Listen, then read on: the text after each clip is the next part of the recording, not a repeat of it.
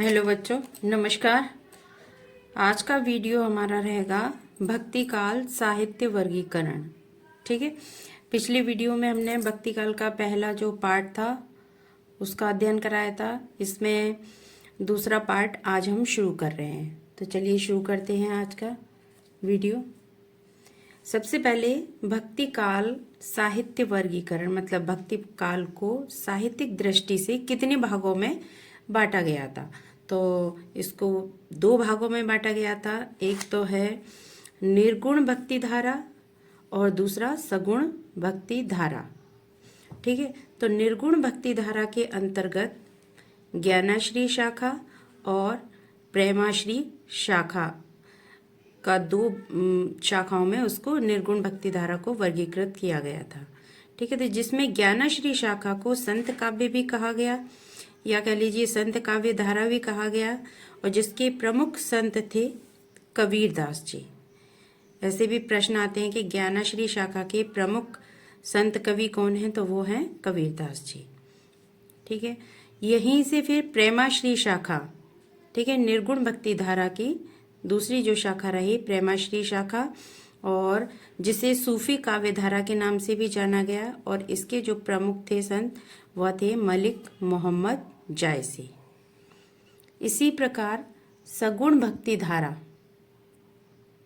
सगुण भक्ति धारा को दो भागों में बांटा गया, एक कृष्णाश्री शाखा और दूसरी रामाश्री शाखा। तो जो कृष्णाश्री शाखा थी उसको कृष्ण काव्य धारा के नाम से भी जाना गया, और रामाश्री शाखा राम काव्य धारा के नाम से भी जाना गया इसे। ठीक है। तो जैसे कृष्ण काव्य धारा थी जिसके प्रमुख जो थे सूरदास जी थे, और राम काव्य धारा के जो प्रमुख संत थे वे थे गोस्वामी तुलसीदास। देखिए, जैसे कि संत काव्य के कबीरदास जी हैं, सूफी काव्य धारा के मलिक मोहम्मद जायसी, कृष्ण काव्य धारा के सूरदास जी हैं, और राम काव्य धारा के गोस्वामी तुलसीदास जी। ठीक है।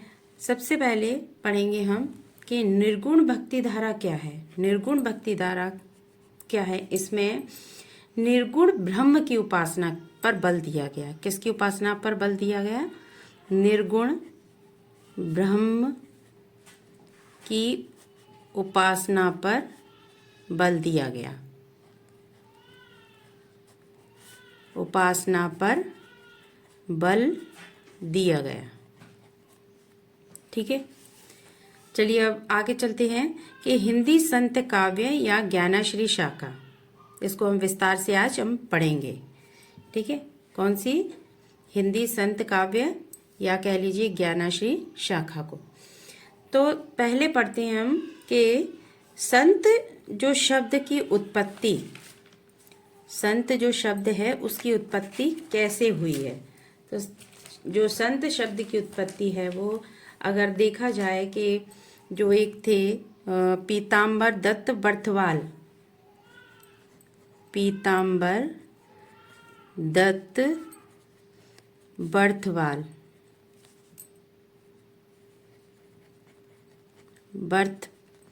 बर्थवाल के अनुसार जो संत शब्द की उत्पत्ति है वो उन्होंने मानी है शांत रस से। किससे मानी है? शांत से। ठीक है। और संत शब्द की जो शब्द है उसका अर्थ है वैरागी,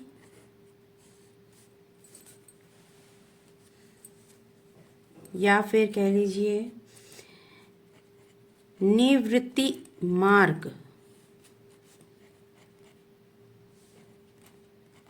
वैरागी या निवृत्ति मार्ग। ठीक है। तो इसमें थोड़े से कुछ फैक्ट्स भी हैं, उनको बता देते हैं कि जो संत जो रहे उनको संत क्यों कहा गया। सदाचारी व्यक्ति को ही यहाँ पर संत कहा गया।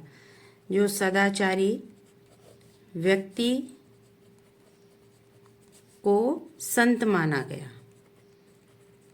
ठीक है।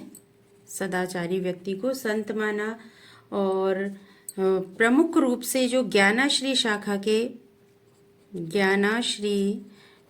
के शाखा के जो भी संत रहे हैं, शाखा के जो कवि रहे हैं उनको क्या कहा गया? संत। ठीक है, ज्ञानाश्री शाखा के जितने भी कवि हैं उन सभी को संत कहा गया। हाँ देखिए, अब वैसे संत जो शब्द है उसकी उत्पत्ति सत शब्द, जो संस्कृत का सत शब्द है, उससे हुई है, जिसका संत शब्द का जिसका अर्थ होता है कि जैसे कि जो सत्य आचरण करने वाला हो या आत्मज्ञानी हो, ये सभी संत के अर्थ कह लीजिए एक प्रकार से, कि जो सत्य आचरण करने वाला व्यक्ति है वह संत कहलाया, जिसे आत्मज्ञान हो गया है वह संत कहलाया। अब देखिए, ज्ञानाश्री शाखा की जो विशेषताएं हैं उनमें कुछ मोस्ट ले लिए हैं जो यहाँ से प्रश्न आ सकती हैं। पहला है निर्गुण ब्रह्म की उपासना। निर्गुण ब्रह्म की उपासना, जिसमें कहा गया है कि जैसे जो भगवान है वो तो घट घट में वास करता है, ना ही उसका कोई रंग है, ना रूप है, ना कोई जाति है, ना ही उसका आकार है, ना ही वह जन्म लेता है और ना ही वह मरता है। जो निर्गुण ब्रह्म उपासक थे वह यही कहते थे कि जो ईश्वर है वह अजर और अमर है, अगोचर है, निराकार है, शाश्वत है। तो इसीलिए उन्होंने जो कुछ पंक्तियां, जो संत रहे उन्होंने ये पंक्तियां लिखी कि निर्गुण राम जपौ रे भाई, अवगति की गति लिखी न जाए। ठीक है, कहने का अर्थ यह है कि जो ज्ञानाश्री शाखा की जो विशेषताएं उनमें से प्रमुख है कि निर्गुण ब्रह्म की उपासना पर उन्होंने बल दिया। दूसरा था गुरु की महिमा पर उन्होंने बल दिया कि गुरु गोविंद दौ खड़े काके लागू पाए, बलिहारी गुरु आपने जिन गोविंद दियो बताए। माने गुरु ही है, गुरु और गोविंद दोनों ही खड़े हुए हैं, लेकिन उन्हें समझ में नहीं आ रहा कि किसके पैर पहले छूं। तो जो गुरु हैं उन्होंने ही बताया कि आप गोविंद जो हैं वो बड़े हैं, उन्हीं के पैर छूइए, इस प्रकार से। तो गुरु की महिमा उन्होंने बताई है ज्ञानाश्री शाखा के संतों ने। योग एवं भक्ति का समन्वय दिखाई दिया यहाँ पर, और अनुश्रुति पर बल, उन्होंने अनुश्रुति पर बल दिया, जो उनके द्वारा सुने गए देखे गए बातें उन पर उन्होंने बल दिया, ना कि जो शास्त्र ज्ञान की। उन्होंने कहा कि हमें किसी भी शास्त्र ज्ञान की आवश्यकता नहीं है। नेक्स्ट था, उन्होंने बाह्य जो आडंबर का बहिष्कार किया। बाह्य आडंबर थे जैसे कि मूर्ति पूजा करना और तिलक चंदन लगाना, इस प्रकार से उन्होंने उस चीज का विरोध किया। इसी के ऊपर उन्होंने ये लिखी पंक्तियां कि पाथर पूजे हरि मिले तो पूजूं पहाड़। यदि पत्थर को पूजने से हरि मिलते हैं तो मैं क्यों ना पहाड़ को पूजूं। इसी प्रकार उन्होंने मूर्ति पूजा का भी विरोध किया। कुछ जैसे कि जो कि शिल्प हैं। अब देखिए, शिल्प का यहाँ पर शिल्प का क्या अर्थ बताया उन्होंने यहाँ पर कि कौन सी प्रबंध काव्य, मुक्तक काव्य, इस तरीके से जो प्रबंध काव्य रहे उनकी भी रचना हुई, प्रबंध काव्यों की और मुक्तक काव्यों की भी, मुक्तक काव्यों की भी रचना की गई। जो भाषा थी, उनकी भाषा थी, उसमें भाषा जो थी उनकी खास तौर पर कहिए कि सदुक्कड़ी थी, अरबी, फारसी, पंजाबी, बुंदेलखंडी, राजस्थानी, अवधी। ये सभी जो इन सभी भाषाओं का इन्होंने अपनी जो काव्य लिखी है उन्होंने उसमें इसका प्रयोग किया है। देखिए, जैसे कि सदुक्कड़ी भाषा,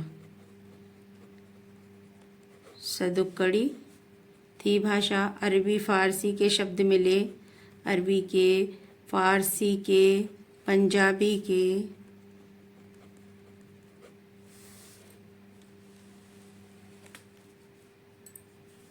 पंजाबी भाषा के शब्द मिले, और राजस्थानी भाषा के भी शब्द मिले, और अवधी के भी मिले। ठीक है, अवधी के भी मिले। अब देखिए यहाँ पर जो दोहा और चौपाइयों का भी अधिक आपको देखने को मिलेगा इनकी जो काव्य रहे हैं उनमें। और नेक्स्ट है उलटवासी शैली। उलटवासी शैली में इनने संध्या तथा जो संध्या भाषा थी उसका प्रयोग किया। प्रतीकों का इन्होंने भरपूर प्रयोग किया अपने काव्यों में। किसी को भी प्रतीक मानकर उस तरीके से इन्होंने काव्यों की रचना की। अद्वैतवादी दर्शन भी दिखाई दिए इनके काव्य में। नेक्स्ट था जाति पाति तथा वर्ण व्यवस्था का इन्होंने विरोध किया। इन्होंने जाति पाति और वर्ण व्यवस्था का काफ़ी विरोध किया, क्योंकि इन्होंने लिखा था कि जाति पाति पूछे नहीं कोई, हरि को भजे सो हरि का होए। माने कोई यहाँ पर किसी भी प्रकार की जातिवाद का बिल्कुल नहीं था कि कोई भी किसी भी जाति का आके भजन कर सकता है ईश्वर का। ठीक है। नेक्स्ट है ज्ञानश्री।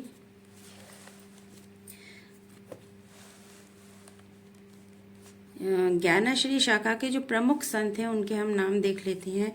तो जो प्रमुख संत थे वह थे कबीरदास जी थे। कबीरदास जी थे और नामदेव थे। नामदेव, कबीरदास जी, रैदास, गुरु नानक, गुरु नानक थे, दादू दयाल, रज्जब, मूलकदास, सुंदरदास, जम्बोजी और धर्मदास, संत लालदास। ठीक है, ये प्रमुख संत रहे थे। ठीक है। अच्छा, एक यहाँ पर मैं थोड़ा सा आपको बता देती हूँ कि भारत में जो संत मत प्रारंभ हुआ, जो भारत में संत मत प्रारंभ हुआ। अब देखिए कब प्रारंभ हुआ, 1267 ईस्वी में। और इसको प्रारंभ करने वाले जो प्रथम संत थे वह थे नामदेव। ठीक है। ठीक है। अब देख लेते हैं हम कि प्रमुख संत और उनकी प्रमुख रचनाएं। तो सबसे पहले हम कबीरदास जी की देखेंगे। कबीरदास जी का देखिए जन्म। कबीरदास जी का जो जन्म है वो कब और कहाँ हुआ, तो इनका जन्म 1358 ईस्वी में काशी बनारस में हुआ। ठीक है। कहाँ पे हुआ, काशी बनारस में हुआ। और इसके साथ ही यहाँ पे थोड़ा सा हम देख लेते हैं कि इनकी जो मृत्यु काल था उसका जो समय है 1518 ईस्वी में। और कहाँ पर हुई थी, तो वो हुई थी मगहर में। ठीक है। जन्म कहाँ, काशी बनारस में हुआ था। और इनकी जो मृत्यु हुई 1518 ईस्वी में मगहर में। ठीक है। कबीरदास जी ये जाति से कैसे थे, ये जाति से जुलाहा थे। कबीरदास जी जाति से जुलाहा थे। ठीक है। और कबीरदास जी के जो पत्नी का नाम है, पत्नी का नाम था लोई। और जो पुत्र और पुत्र का नाम था कमाल। और पुत्री का जो नाम था वह था कमाली। ठीक है। इनके पुत्र का नाम कमाल और पुत्री का नाम था कमाली। और इनके जो गुरु थे वह थे रामानंद। कबीरदास जी के जो गुरु थे वो कौन थे? रामानंद। अच्छा, अब ये है कि हजारी प्रसाद द्विवेदी ने इन्हें क्या कहा? इन्हें कबीरदास जी को हजारी प्रसाद द्विवेदी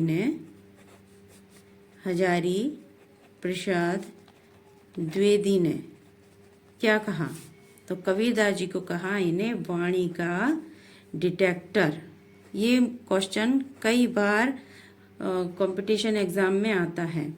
वाणी के डिटेक्टर ये किसने कहा कबीरदास जी के लिए? तो ये कहा था हजारी प्रसाद द्विवेदी ने। ठीक है। अब कबीरदास जी की जो बीजक है, बीजक जो रचना है, बीजक है, उसका संकलन, उसका जो संकलन है किसने किया? संकलन किया धर्मदास ने। ठीक है। और श्याम सुंदर दास ने कबीर ग्रंथावली में किया। देखिए, बीजक का जो संकलन पहले धर्मदास जी ने किया, और यदि इस तरीके से आ जाता है कि कबीर ग्रंथावली में किसने किया, तो वहां थे कबीर ग्रंथावली में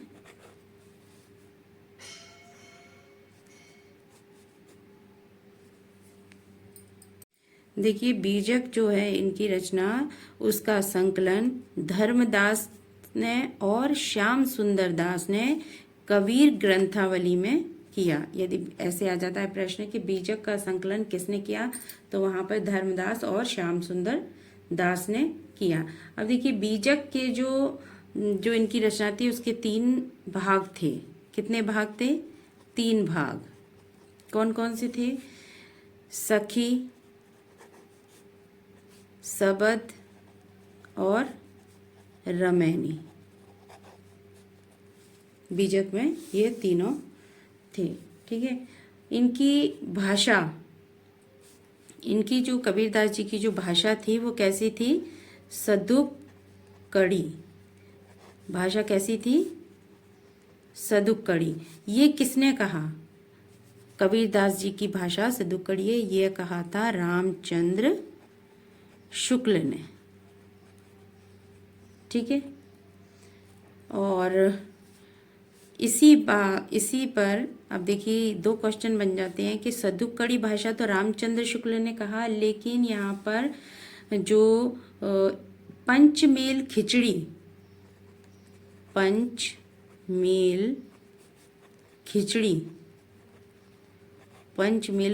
भाषा किसने कहा? तो उस जगह पर नाम आएगा श्याम सुंदर ने कहा। श्याम सुंदर ने कहा। ठीक है। इनकी भाषा को पंचमेल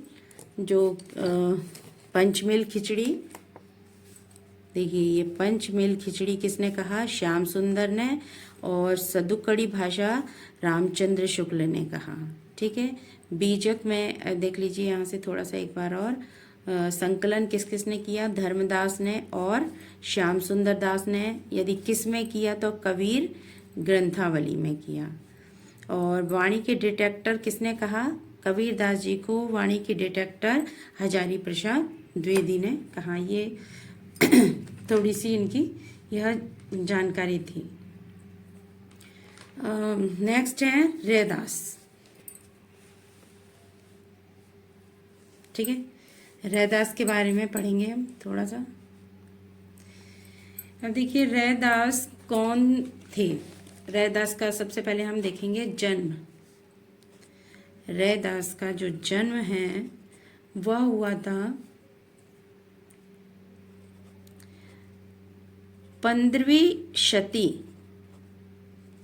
शताब्दी का उत्तरार्ध था। ठीक है। 15वीं शताब्दी का उत्तरार्ध था एवं 16वीं शताब्दी का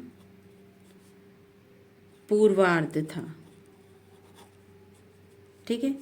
इनका जन्म का जो समय काल है 15वीं शताब्दी का उत्तरार्ध और 16वीं शताब्दी का पूर्व। यदि इसमें सन पूछ लिया जाता है तो 1398। और कहाँ पर हुआ इनका जन्म? तो रैदास जी का जो जन्म है काशी में हुआ। ठीक है, इनका जन्म काशी में हुआ। और जो इनके अन्य नाम हैं, रविदास के नाम से भी इनको जाना जाता है। ठीक है, इनके जो अन्य नाम हैं रविदास है, कोई रैदास के नाम से पुकारते हैं। और जाति से ये निम्न जाति के रहे हैं। ठीक है। अच्छा, संतवाणी में जो संकलन है इनका रविदास की वाणी शीर्षक से लिया गया है। देखिए, संत वाणी में जो संकलन है किस नाम से है? रविदास की वाणी। रविदास की वाणी शीर्षक है इनका। और इसमें इनके जो 40 पद हैं वो गुरु ग्रंथ साहिब में भी संकलित हैं। इनके 40 पद, ये प्रश्न कई बार आया है, 40 पद गुरु ग्रंथ साहब में संकलित हैं। देखिए, इस प्रकार से आता है प्रश्न कि इनके कितने पद गुरु ग्रंथ साहब में संकलित हैं। अब रैदास जी के जो गुरु हैं, इनके जो गुरु हैं, उनके गुरु का नाम भी रामानंद है।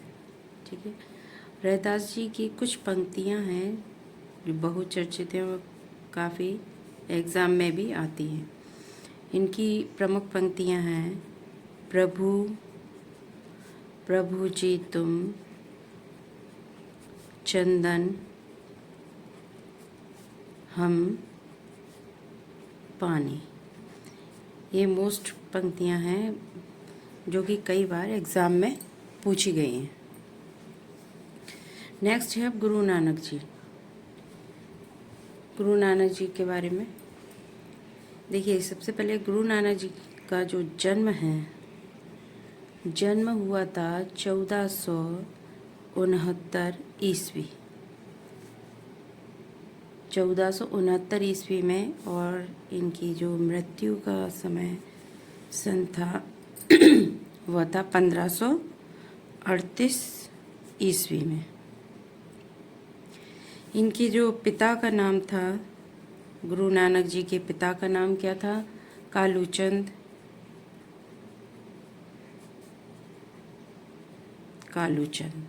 ठीक है। और इनकी माता का नाम था, इनकी जो माँ का नाम था वह था तृप्ता।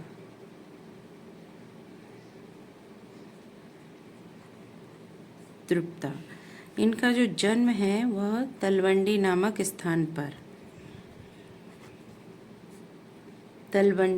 स्थान पर हुआ था। इन्हें ननकाना के नाम से भी जानते थे। गुरु नानक जी को किस नाम से भी जाना जाता था? ननकाना। ठीक है, गुरु नानक जी को ननकाना नाम से भी जाना जाता था। इनके दो पुत्र थे। यदि पुत्र पूछ लिए जाते हैं, दो पुत्र थे। एक पुत्र का नाम था इनका लक्ष्मी चंद्र और दूसरे का नाम था श्री चंद्र। लक्ष्मी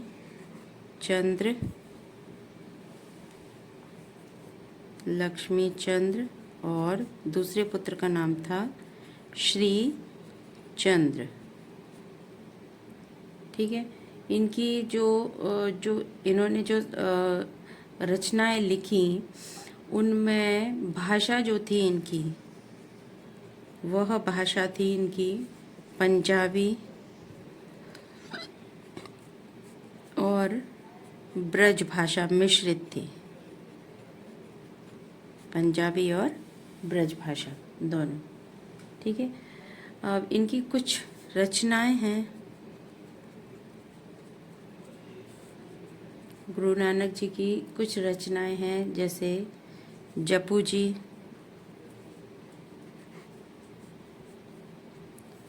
जपू जी हैं,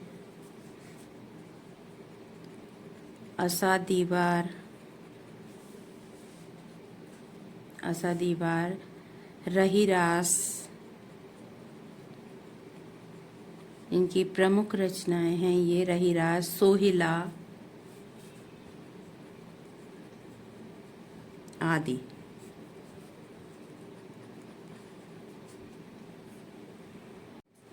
अब नेक्स्ट है दादू दयाल जी।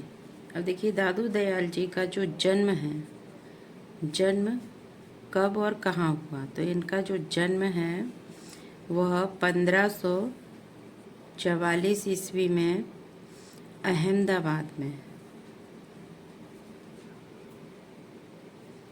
अहमदाबाद में हुआ। ठीक है, और इनकी मृत्यु का जो सन है 1603 ईस्वी। ठीक है, यह एक बहुत ही बड़े समाज सुधारक रहे। क्या थे ये? समाज सुधारक रहे हैं ये। यह रहस्यवादी भी रहे हैं, रहस्यवादी कवियों में इनका नाम आता है। ठीक है, और इनके जो गुरु हैं, यदि गुरु की बात की जाए, इनके जो गुरु हैं वह वृद्ध भगवान के नाम से उनको जाना जाता है। ठीक है, इनके जो शिष्य हैं, इनके जो प्रमुख शिष्यों में नाम हैं, उन शिष्यों के नाम हैं रज्जब,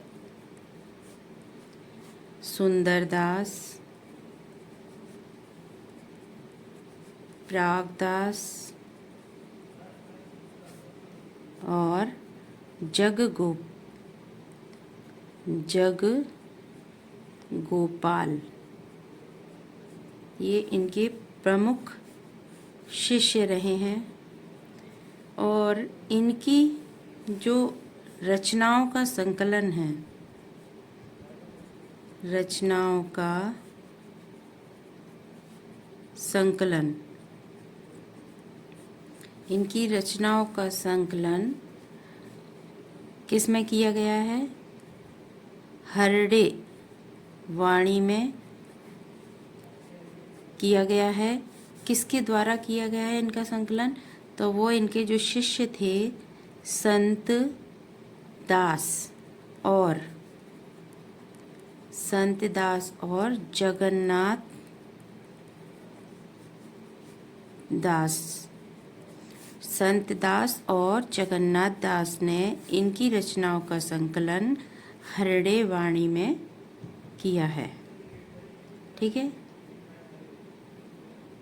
अब देखिए हरड़े वाणी के जो अंगवधु, हरड़े वाणी में जो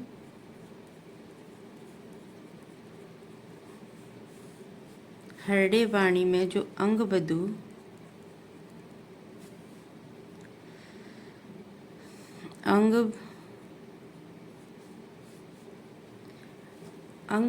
का जो संकलन है,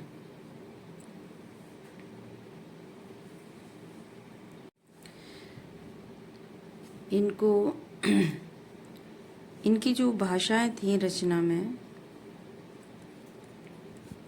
भाषा ब्रज भाषा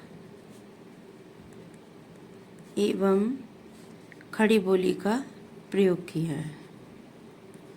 इन्होंने अपने काव्य में ब्रज भाषा और खड़ी बोली का प्रयोग किया है।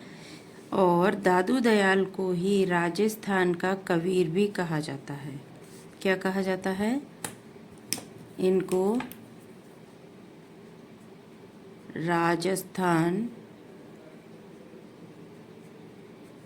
राजस्थान का कबीर भी दादू दयाल को कहा जाता है। ठीक है, नेक्स्ट है मलुकदास। अब देखिए मलुकदास जी का जो जन्म है वह कब हुआ। तो इनका जो जन्म है वह 1574 ईस्वी में कहाँ पर हुआ? इलाहाबाद में। मलुकदास जी का जन्म 1574 ईस्वी में इलाहाबाद में हुआ और इनके जो मृत्यु वह हुई थी 1682 ईस्वी में। ठीक है। और इनके गुरु का नाम था, गुरु का नाम पूछ लिया जाता है तो वह था पुरुषोत्तम।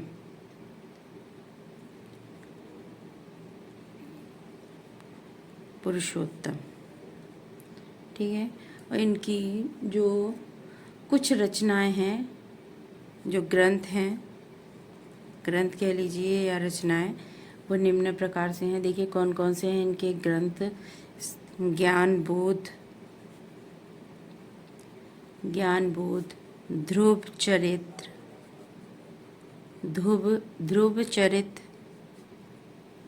और रतन खान,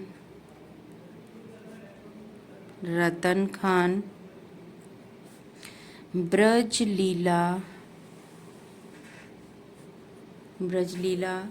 और भक्ति विवेक,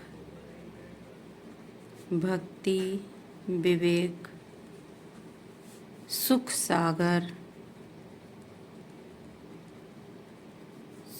सागर, बाराखड़ी, राम अवतार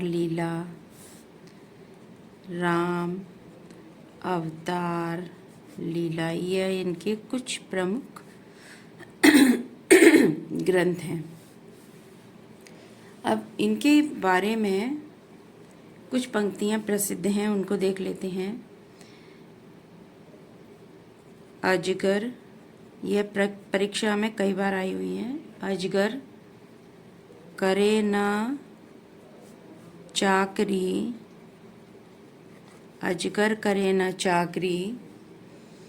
पंछी करे न काम,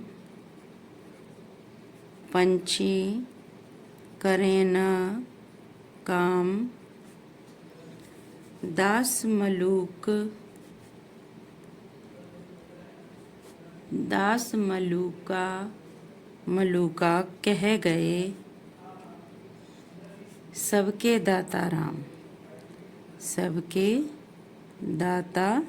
राम। यह इनकी प्रमुख पंक्तियां हैं। किसकी हैं ये? मलुकदास जी की। ये पंक्तियां हैं। कई बार यह प्रश्न पेपरों में आया हुआ है। ठीक है। नेक्स्ट है सुंदरदास,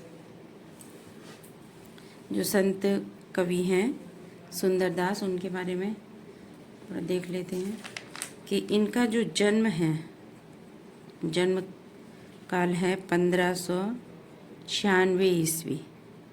ठीक है। और कहाँ पर हुआ था? तो जयपुर के निकट। और मृत्यु इनकी हुई थी 1689।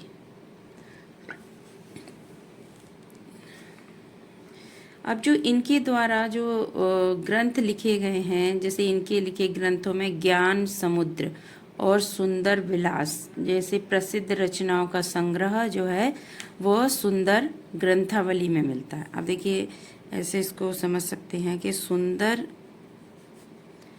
ग्रंथावली में, इनकी जो ग्रंथावली थी उसका नाम था सुंदर ग्रंथावली में जो इनके जो ग्रंथ थे कौन कौन से थे? एक तो था ज्ञान समुद्र और दूसरा था सुंदर विलास।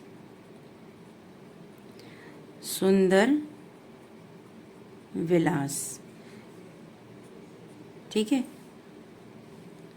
इनका जो संग्रह है सुंदर ग्रंथावली में मिलता है। अच्छा, एक और इनका फैक्ट है थोड़ा समझने के लिए कि पंजाब के कुछ जो सिख गुरुओं ने भी संत काव्य की रचनाएं की थी। इनमें से कुछ थोड़े से प्रमुख हैं, उनको भी देख लेंगे। इससे पहले एक मोस्ट इनके बारे में, सुंदरदास जी के बारे में एक बात है कि यह सभी जो भी संत रहे हैं उन सब में सबसे ज़्यादा शिक्षित संत यही रहे हैं। ये सर्वाधिक शिक्षित, सभी संतों में सर्वाधिक शिक्षित संत रहे हैं। यह इनकी एक प्रमुख विशेषता थी। अभी जैसे मैंने कुछ बताया कि पंजाब के कुछ सिख गुरुओं ने भी संत काव्य की कुछ रचनाएं की हैं। इनमें से प्रमुख हैं गुरु अंगद, गुरु अमरदास हैं, गुरु रामदास हैं, गुरु अर्जुन देव हैं। यह सभी इन्होंने भी कई संत रचनाएं की हैं। ठीक है, जैसे कि गुरु जो अंगद हैं, नानक जी की रचनाओं का संकलन किया। अर्जुन देव जी एक अच्छे कवि रहे हैं। गुरु ग्रंथ साहिब में इनके कितने 6000 पद भी संकलित हैं। ठीक है, नेक्स्ट हैं जम्बो जी। अब जम्बो जी भी, इनका जो जन्म है, संत कवि हैं ये भी, और इनका जो जन्म है वह 1451 ईस्वी में पीपासर नामक स्थान पर, पीपासर नामक स्थान पर हुआ था, जो कि नागौर में स्थित है। ठीक है, कहाँ पर स्थित है? नागौर में। इनकी जो मृत्यु वह 1523 ईस्वी में हुई थी। इनके जो गुरु का नाम है पुरुषोत्तम, इनके गुरु का नाम पुरुषोत्तम है। ठीक है, यही थोड़े से इनके जानकारी है। अब कुछ संत और भी रहे, जैसे संत रज्जब हैं, संत धर्मदास हैं, संत लालदास हैं, ऐसे कई हैं। लेकिन जो भी प्रमुख थे वो इस वीडियो मैंने कंप्लीट कर दिए हैं। तो मुझे आशा है कि आपको आज का वीडियो अच्छा लगा होगा। तो मेरा वीडियो देखने के लिए बहुत बहुत धन्यवाद बच्चों। और यदि पसंद आया तो लाइक कीजिए, शेयर कीजिए और कमेंट कीजिए, और मेरा चैनल को सब्सक्राइब ज़रूर कर लीजिए। नमस्कार बच्चों, बहुत बहुत धन्यवाद।